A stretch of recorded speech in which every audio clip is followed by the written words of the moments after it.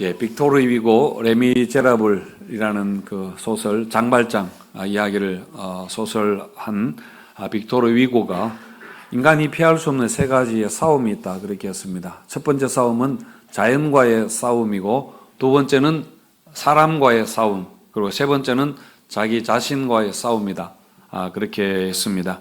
특히 자연은 인간에게 굉장히 유익한 것이지만은 또 항상 두려움의 대상이었습니다.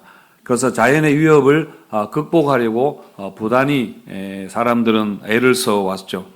과학과 기술은 인간이 자연과 싸우기 위해서 총동원해서 개발한 무기와 도구인 것입니다. 그래서 지금은 그 두려움을 많이 그래도 극복을 했지만은 여전히 세계 곳곳에서 일어나는 자연재해, 재난의 소식을 우리가 듣게 됩니다. 산불도 많이 일어나고, 그리고 태풍과 홍수로 한 마을이 다 이렇게 묻혀버리고 휩쓸려버리기도 하고요. 또 지진도 많이 일어납니다. 우리나라는 지진이 안전한 나라라고 생각했는데 최근에 몇 년 전에는 또 동해에 지진이 일어나서 또 피해가 있기도 하고 그랬습니다. 그런데 이런 재난, 이런 것들은 우리 개인의 삶에도 얼마든지 일어나는 일들이지요. 어려움을 당한 성도들 이야기를 우리가 교육자들이 회의할 때마다 나누고 듣습니다. 사고가 나고 또 병에 걸리는 성도들의 소식, 가정의 어려운 이야기들을 그렇게 듣게 되는데요. 이런 일들은 누구에게나 일어나는 그런 일들이지만은 그래도 우리 교회 성도님들에게 그런 일이 일어나고 그런 일을 겪는다는 걸 생각하면은 참 마음이 안 됐습니다. 얼마나 그 일을 겪어 들었을 때에 겁이 났을까, 얼마나 마음이 불안하고 또 마음이 힘들까 하는 그런 생각을 하게 되고, 그래서 하나님께서 좀 도와주시면 좋겠다는 마음으로 기도하게 됩니다. 이처럼 우리 삶에는 항상 크고 작은 지진들 일어나고 홍수와 태풍이 불어닥치기도 하고 그렇습니다. 그런데 성경은 성도들에게는 이런 일이 일어나지 않는다라고 말하지 않고, 이런 일이 있을 때 어떻게 크게 무너지지 않을 수 있는가에 대해서 말씀을 그렇게 하고 있는데, 오늘 본문에서는 우리가 삶의 기초를 어떻게 하는가 하는 게 중요하다고 그렇게 말씀을 합니다. 마태복음에는 그 예수님의 설교가 5번 나옵니다. 그 산상설교가 우리 보았던 5장에서 7장까지 산상설교가 첫 번째 설교 묶음입니다. 오늘 말씀이 산상설교의 마지막 말씀인데, 예수님은 이 말씀에 대해서 어떻게 반응하는가에 대해서 마지막에 여러 가지 비유를 가지고 그렇게 말씀을 했습니다. 지난주에 보았던 말씀에 이어서 오늘 말씀에는 2개의 집에 관한 비유입니다. 바로 반석 위에 지은 집과 모래 위에 지은 집, 그리고 어리석은 사람과 지혜로운 사람의 그 대조입니다. 이스라엘 지역에는 우기와 건기가 뚜렷해서 건기가 되면 비가 거의 오지 않습니다. 그러면 냇물이 다 말라버리게 되고 그래서 그 내도 그냥 보통의 평지와 같이 이렇게 보이게 됩니다. 그러다가 이제 우기가 되어서 비가 내리면은 그곳이 시내가 되어서 이렇게 물이 흐르게 되는 거죠. 그게 바로 오늘 말씀에 창수가 난다 하는 게 바로 그 의미, 스트림, 내가 된다 그 말입니다. 그런데 모래 위에 집을 짓는다는 것은 바로 이런 곳에, 이 우기가 되면 물이 흘러가는 곳에다가 그렇게 집을 짓는 것을 말합니다. 실제로 집을 지을 때 이런데 이렇게 아무렇게나 그렇게 집을 짓는 사람은 아마 잘 없을 겁니다.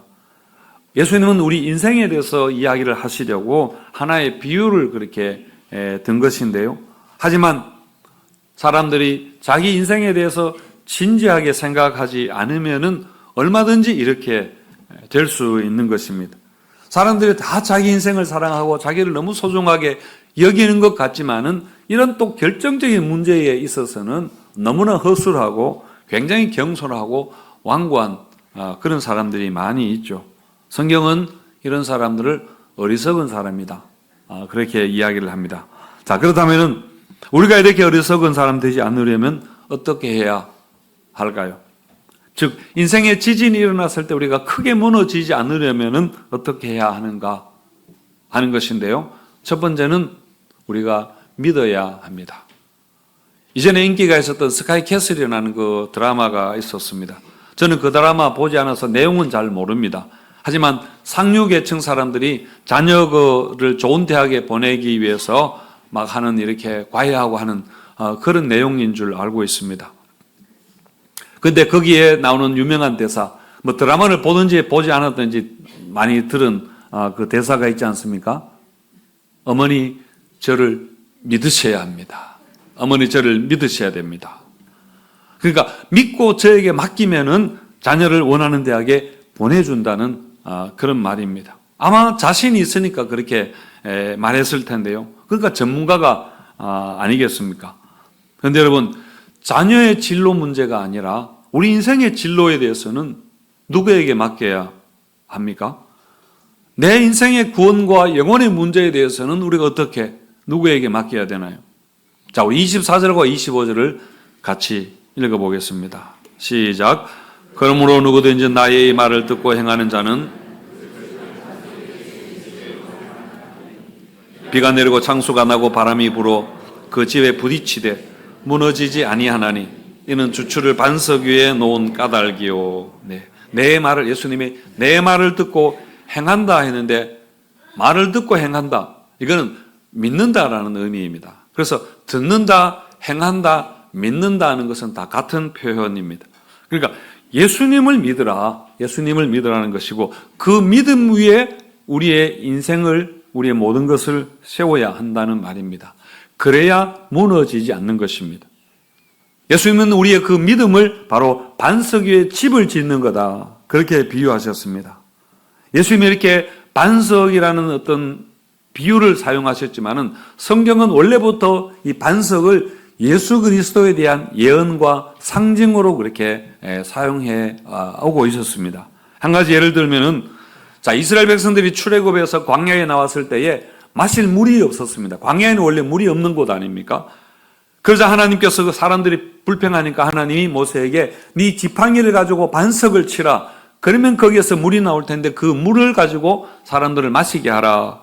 그렇게 했습니다. 정말 그래서 반석에 쳤더니 거기서 물이 나와서 이스라엘 백성들이 광야에 있을 때 그 물을 마시면서 살았습니다. 바울이 고린도전서에서 나중에 이 사건을 이야기하면서 뭐라고 했는가 하면, 그 반석은 곧 그리스도니라. 그 반석은 바로 그리스도였다, 그렇게 했습니다. 그래서 오늘 우리 신약 성도가 먹어야 될 신령한 음식과 마셔야 할 신령한 음료, 그것은 바로 예수 그리스도라는 것입니다. 예수를 믿어야 우리가 살게 되는 것입니다. 광야 같은 인생에서 우리가 죽지 않게 되는 겁니다.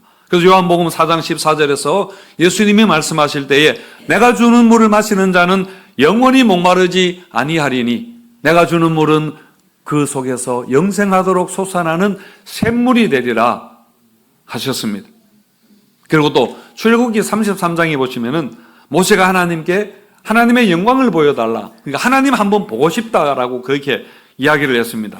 그래서 하나님이 뭐라고 하시는가 하면은 네가 내 얼굴을 보지 못하리니 나를 보고 살지 못한다. 나를 보면 죽는다는 말입니다. 그리고 하신 말씀이 출애굽기 33장에 보시면은 보라, 내 곁에 한 곳이 있으니 너는 그 반석 위에 섰으라. 내 영광이 지나갈 때에 내가 너를 반석 틈에 두고 내가 지나가도록 내 손으로 너를 덮었다가 손을 거두리라, 이렇게 하셨거든요. 이게 무슨 의미인가 하면은 모든 인간은 죄인이기 때문에 죄가 있는 사람은 완벽하게 거룩하신 하나님을 볼 수 없는 것입니다. 보면 다 죽게 되는 겁니다. 하지만 반석 틈에 들어가서 하나님의 손으로 가렸다가 그 다음에 볼 수 있다, 그렇게 하셨는데 그 반석 틈, 그 한 곳이 바로 예수님을 예표하는 것이었습니다. 그래서 예수 그리스도 뒤에 숨어서 우리가 하나님을 볼 수 있다는 그런 말씀입니다. 자, 예를 든다면은 우리가 이제 천국 문에 섰을 때에 천국을 지키는 천사가 예를 드는 겁니다. 죄인은 이곳에 들어올 수 없다 라고 할 때에 그때 예수님이 나타나셔서 내가 이 사람의 죄를 대신했다 라고 그렇게 말씀하시고, 그러면 우리가 예수님 뒤에 숨어서 예수님과 함께 그 천국문에 천국에 들어가게 되는 것입니다. 우리가 왜 하나님만 믿으면 되는 게 아니라 예수님을 믿어야 되는가 하는 것이죠. 여러분, 우리가 예수님을께 나아가는 길은 여러 가지가 있습니다. 우리가 친구나 가족의 전도로 그렇게 예수를 믿게 되기도 하고, 아니면 미션 스쿨에 다니다가 또 군대에서 초코파이 준다고 해서 그냥 갔다가 예수를 믿게 되는 여러 가지 예수 믿는 길이 있지만은, 그런데 여러분, 하나님께 나아가는 길은 오직 한 가지 길밖에 없습니다. 그것은 바로 예수입니다. 예수를 믿어야만 되는 것이죠. 예수님께서 그래서 내가 바로 그 길이요, 내가 진리요 생명이다, 내가 바로 그 길이니 나로 말미암지 않고는 아무도 하나님께로 나갈 수 없느니라. 나를 믿지 않으면 하나님을 믿을 수 없다 라고 그렇게 하신 것이죠. 사도행전 4장 12절에서도 다른 이로서는 구원을 받을 수 없나니 천하 사람 중에 구원받을 만한 다른 이름을 우리에게 주신 일이 없음이라 하셨습니다. 여러분, 예수 외에 구원의 길이 없다는 것입니다. 사랑하는 성도 여러분, 누구든지 나의 이 말을 듣고 행하는 자는 지혜로운 사람이라 했고, 이 말을 듣고도 행하지 않는 사람은 어리석은 사람 같아서 결국은 그 인생의 집이 무너지게 된다 했습니다. 예수님을 믿어야 한다는 말입니다. 우리 인생을 예수님에게 맡겨야 한다는 것입니다. 여러분, 믿음은 들음에서 나며 들음은 그리스도의 말씀으로 말미암느니라 는 말씀처럼 우리 믿음의 시작은 하나님의 말씀입니다. 이 우주의 시작도 하나님의 말씀이었습니다. 태초에 말씀이 계시니라 그렇게 하셨고, 그 말씀이 육신이 되어 우리 가운데 오셨습니다. 그분이 바로 예수님 아니십니까? 오늘도 이 말씀을 통해서 하나님은 우리를 부르십니다. 여러분들을 부르실 때에 우리가 반응하면은, 그 부르심에 반응하면은 우리 믿음이 시작이 되는 것이고, 믿음의 역사가 여러분 일어나게 되는 것입니다. 말씀을 통해서 지금 우리 가운데 찾아오시는 그 주님을 여러분들이 영접하고 만나게 되시기를 바랍니다. 우리에게 믿음이 있는가? 우리에게 믿음이 있는가? 정말 우리가 살아있는 사람인가? 아니면 영적으로 우리가 죽어 있는 사람인가? 하는 것은 말씀에 반응하는가 하지 않는가에 여러분 달려 있습니다. 우리 하나님 말씀에 꿈틀거리기라도 해야 됩니다. 당장 일어나서 순종하지 않더라도 말씀이 있으면 꿈틀거리기라도 하면은 우리가 살아있는 사람입니다. 우리가 믿는 사람이 되는 겁니다. 그리고 우리는 그 말씀이 진리와 생명의 길이라는 것을 믿고 정말 전적으로 그 말씀에 순종하면은 인생의 지짐과 어떤 풍랑에도 여러분 크게 무너지지 않는 것을 믿으시기 바랍니다. 심지어 여러분, 우리 육신의 장막이 무너질 때도 손으로 짓지 아니하는 하늘의 하나님의 집이, 영원한 집에 들어가게 되는 것을 여러분 믿으시고 우리 인생을 예수를 믿는 그 믿음의 반석 위에 굳건하게 세우시기를 축원드립니다. 자, 그리고 우리가 인생의 지진에 무너지지 않으려면 우리는 속해야 합니다.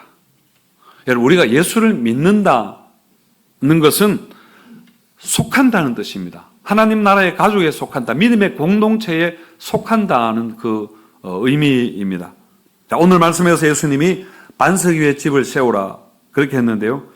그런데 이 반석은 뭘 가르치는 거라 했습니까?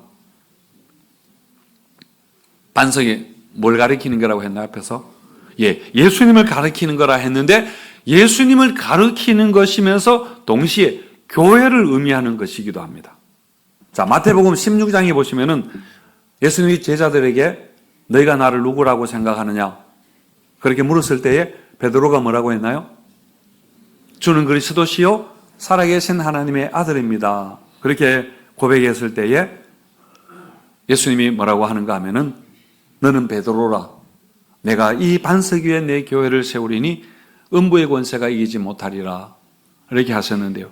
베드로라는 말은 예수님이 지어준 별명 아닙니까?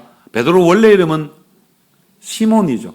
베드로는 별명입니다. 그런데 이 페트라, 이거 반석이라는 뜻입니다. 그래서 이 반석 위에 내가 교회를 세우겠다 하신 것은 그 반석 위에 세워진 교회는 무너지지 않는다 라는 그런 말씀이고, 그 어떤 음부의 권세, 그 어떤 세상의 권세도 교회를 함부로 하지 못한다, 교회를 무너뜨리지 못한다 라는 것인데, 그러면서 이 말씀은 동시에 뭐냐면은 우리 인생을 교회 위에 세워야 한다 라는 말씀이기도 합니다. 예수를 믿는 공동체, 교회에 속해야 한다, 그 말이기도 하죠. 그러면 마찬가지로 교회가 무너지지 않는데, 우리가 그 교회 안에 속해 있으면 마찬가지로 무너지지 않는 것입니다. 서울에 3일교회라고 있는데 청년들 많이 모이는 그 교회, 그 송태근 목사님이 하는 이야기를 제가 들었습니다. 그 송태근 목사님이 이전에 충현교회의 부목사로 그렇게 있었는데, 아마 그때 일어났던 일인지 아니면 그 후에 들은 이야기인지 모르겠습니다만은, 원래 그 충현교회가 지금은 강남 역삼동에 있지만은 처음에는 충무로 쪽에 그 교회가 있었습니다. 그 충현교회 설립자인 김창희 목사님이 어느 날 갑자기 교회를 옮기겠다고 하는 겁니다. 강남에 그렇게 옮기자고 하는 겁니다. 그때 아직 강남에 강남 개발 붐이 일어나기 전인 것 같은데요. 그래서 장로님들을 중심으로 온 교인들이 다 깜짝 놀라고 반대를 했습니다. 아니, 여기도 좋은데 왜 그 아무것도 없는 그 허벌판에 교회를 옮겨서 어떻게 하려고 하느냐고 그렇게 반대를 한 거죠. 하지만 목사님은 가야 된다 하면서 나 혼자라도 간다 하면서 그냥 혼자서 교회를 옮겨버린 겁니다. 그래서 장로님들이 어쩔 수 없이 따라갔는데, 근데 장로님들이 목사님께, 목사님 땅이 너무 넓습니다. 이거 다 필요 없는데 우리 절반은 팔아버립시다 라고 그렇게 해서 어쩔 수 없이 그냥 반을 팔았답니다. 그런데 교인들 중에 어떤 사람들은 그래도 나는 교회 중심으로 산다, 나는 교회 옆에 가야 된다, 그렇게 생각하면서 살던 그 집을 팔고 교회 때문에 부득불 강남으로 이사를 왔는데, 얼마 되지 않아서 그분들이 다 강남의 부자가 되었다는 그런 실화입니다. 여러분, 제가 재미로 한 이야기입니다. 그래서 교회 옆으로 오는 것은 항상 좋은 일이지만은 그렇다고 해서 부자가 된다거나 이런 이야기를 하는 것은 아니니까 여러분 오해는 안 하셨으면 좋겠습니다. 제가 여러분들에 한 가지 물어보겠습니다. 여러분, 신앙생활에 교회는 본질적인 것입니까? 아니면 부수적인 것입니까? 부수적이라는 것은 그게 있으면 도움은 되긴 한데 꼭 없어도 되는 것이고, 본질적이라는 것은 그것이 없으면 안 되는 걸 이야기하는 겁니다. 그러니까 교회는 신앙생활에 하나의 도움을 주는 유익한 그런 하나의 도구인가요? 아니면은 신앙생활에 없으면 안 되는 것인가요? 하는 것인데, 정답은 여러분 이야기하신 것처럼 교회는 우리 신앙의 본질적인 요소입니다. 이건 마치 여러분 가정과 교회가 인간 삶의 부수적인가 본질적인가 하는 것과 같은 문제입니다. 물론 가정이 없는 사람들이 있습니다. 그리고 가정이 싫어서 가정에서 나온 사람들도 있습니다. 그리고 결혼하지 않는 사람들도 여러분 있습니다. 그렇다고 해서 가정과 결혼이 임시적이라거나 인간 삶의 부수적이라는 것은 여러분 아닌 것이죠. 나라와 국가도 마찬가지입니다. 북한 주민들 나라 때문에 굉장히 이렇게 불행하지만은 그래도 나라가 없는 개인은 여러분 있을 수 없는 것입니다. 성도 여러분, 교회도 마찬가지입니다. 교회는 우리에게 영적인 나라이고 영적인 가정입니다. 교회는 안 다니지만은 예수 믿는 사람들 여러분 있습니다. 그리고 또 교회가 없는 곳에 사는 성도님들도 분명히 여러분 있습니다. 그렇다고 교회가 신앙생활에 부수적인 것은 꼭 없어도 되는 건 아니라는 이야기입니다. 교회가 내게 도움이 되는가 도움이 되지 않는가 하는 것은 두 번째 문제입니다. 교회가 건강한 교회인가 문제가 많은 교회인가 하는 것과도 여러분 다른 것입니다. 그리고 사람들이 내가 교회이다, 성도 한 사람이 교회이다 라고 하는데, 여러분 우리가 교회입니다. 우리가 교회입니다. 두세 사람이 내 이름으로 모인 곳에 내가 함께 있겠다, 그렇게 하셨거든요. 그래서 우리는 신앙생활을 보통 그냥 내가 예수를 믿으면 된다, 그렇게 생각하고 성경 읽고 그냥 기도만 하면 된다, 할 수 있으면 된다고 생각하는데, 여러분 그것은 불완전한 신앙입니다. 우리의 신앙은 어떤 상황이었든지 항상 교회라는 것을 전제하고 여러분 있는 것이죠. 그래서 신앙은 항상 공동체가 필요하고, 그리고 신약 성경이든 구약 성경이든 전부 다 공동체에게 주신 말씀입니다. 이스라엘 민족에게 이스라엘 공동체에게 주신 것이고 신약의 모든 말씀도 다 교회에게 주신 마태, 마가, 누가 다 교회에게 주신 말씀입니다. 빌레몬서는 개인에게 준 거라 하는데 그것도 개인의 이름으로 보냈지만은 결국은 교회가 이렇게 회람하면서 읽었던 그 성경입니다. 그래서 성경 말씀이 가장 잘 이해되는 그 상황, 그것은 여러분 공동체 안에서입니다. 공동체 안에서 그것이 가장 이렇게 꼽히게 실천되어지고 이해가 되고 적용되는 것이죠. 여러분, 하나님도 삼위 하나님이십니다. 관계적인 하나님입니다. 하나님은 인간을 남자와 여자로 만드셨습니다. 사회적인 존재로 그렇게 만드셨습니다. 사람이 혼자 사는 게 좋지 아니하다 그렇게 했거든요. 어쨌든 여러분, 이런 신학적인 이유가 아니더라도 우리가 교회에 소속되어야 행복한 신앙생활 할 수 있습니다. 사람의 기본 욕구 중에 한 가지가 안정감인데요. 그 안정감은 어디에서 오는가? 어디에 소속되어 있을 때 안정감을 누릴 수 있습니다. 어디 소속되지 못하는 그 뻘쭘함, 그 어정쩡함, 불안함, 그게 여러분 소외 아닙니까? 소외가 사람이 당하는 가장 큰 본질적인, 존재적인 여러분 불안이고 그게 아픔이고 거기에서 오는 상처가 우리 인간의 가장 큰 문제가 되는 겁니다. 그래서 여러분 우리 교회가 건강한 가정과 같은 집이 되어야 합니다. 가정이 화목해야 하는 것처럼 건강한 교회가 되어야 여러분 영적으로 풍요롭고 행복한 삶을 살 수 있습니다. 우리가 삶의 자리에서 정말 치열하게 그렇게 살아가지만은 교회 와서 예배드리면서 하나님의 위로를 받고 은혜를 받고 우리 마음의 안식을 얻게 되고 그리고 성도들의 사랑 가운데 뿌리가 박히고 터가 굳어져 가면서 우리 신앙이 자라가게 되면은 세상살이에 여러분 우리가 흔들리지 않을 수 있습니다. 세상에서 받았던 그 상처, 그것이 우리 공동체 안에서 치유가 되고 그리고 세상에서 비교당하면서 그렇게 떨어졌던 바닥까지 떨어졌던 그 자존감이 우리가 사랑 안에서 높아지게 되고 회복하고 그렇게 되어야 되는 것입니다. 특히 여러분 새가족이 교회에 와서 환영받아야 합니다. 새가족이 여러분 성도들의 관심을 받아야 됩니다. 여러분 사랑을 받아야 되는 겁니다. 물론 우리 교회가 새가족을 환영하고 이렇게 잘하고 있지만은 더 잘해야 됩니다. 우리가 더 환영해야 됩니다. 더 많은 관심을 가져야 되고 더 여러분 어떤 것도 우리가 포용해야 되고 그들에게 친절해야 합니다. 여러분 우리 수원서부교회는 선교 사명적인 교회, 선교적인 교회입니다. 그래서 우리 교회 교인들도 선교적인 존재가 되어야 되고 우리 교회의 기관과 부서 모든 것이 다 이런 선교적인 그런 모습을 가져야 됩니다. 그리고 또 교회 안에서 교제 모임, 그냥 성도들 간의 교제 모임도 여러분 선교적 모임이 되어야 됩니다. 선교적이라는 말은 뭐냐면 밖을 향해서 열려 있어야 된다는 이야기입니다. 그래서 누구든지 들어올 수 있는 환영할 수 있어야 되고 누구는 들어오지 못한다. 이렇게 하는 것은 배타적인 것은 선교적인 것과 여러분 반대가 되는 것입니다. 그래서 어떤 모임이든 어떤 기관과 부서이든지 간에 누구든지 초대하고 환영하는 그런 모임이 되어야 한다는 것입니다. 특히 여러분 교회 중직자들은 이 일에 앞장서서야 됩니다. 직분자들은 교회 성도들이 특히 새가족들이 교회 안에 잘 정착하고 교회 생활을 행복하게 하도록 섬기라고 하나님이 주신 여러분 직분 아닙니까? 그리고 우리 교회는 어떤 특권도 없어야 됩니다. 담임 목사도 특권이 없어야 되고 교역자도 없어야 되고 장로도 누구든지 직분 때문에 특권이 있는 것이 아니라 여러분 섬김의 특권밖에 없는 것입니다. 섬기는 종이 되어야 됩니다.